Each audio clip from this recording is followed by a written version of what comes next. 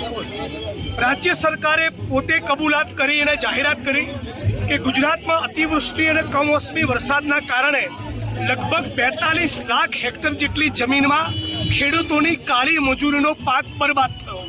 સરકાર પોતે કબૂલ છે, રાજ્ય સરકારનું પોતાનું બજેટ લગભગ 4 લાખ કરોડનું છે અને છતાં મશ્કરી કરતા હોય એમ ખાલી 10,000 કરોડના પેકેજની જાહેરાત કરી છે।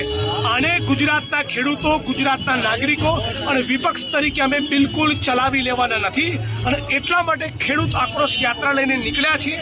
આ યાત્રાનું સમાપન 13 નવેમ્બરે દ્વારકામાં થશે, પણ સરકારને કહેવા માંગી છે હવે ગુજરાતના ખેડૂતોને, દૂધ ઉત્પાદકોને ટેકાના ભાવને પોષણક્ષમ ભાવ ના મળ્યા તો ગુજરાત કોંગ્રેસ અને ગુજરાતના ખેડૂતો, દૂધ ઉત્પાદકો બિલકુલ સાંખી લેવાના નથી।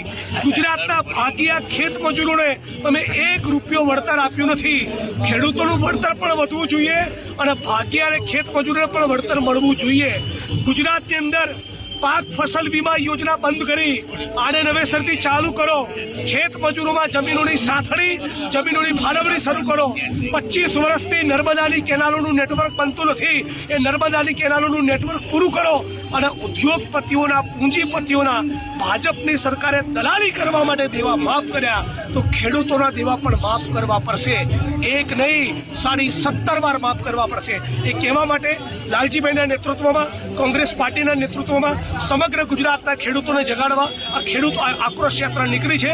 બધા સાથે મળીને કહો, કિસાન એકતા જિંદાબાદ, કિસાન એકતા જિંદાબાદ। ગુજરાતના ખેડૂતોનું દેવું માફ કરો।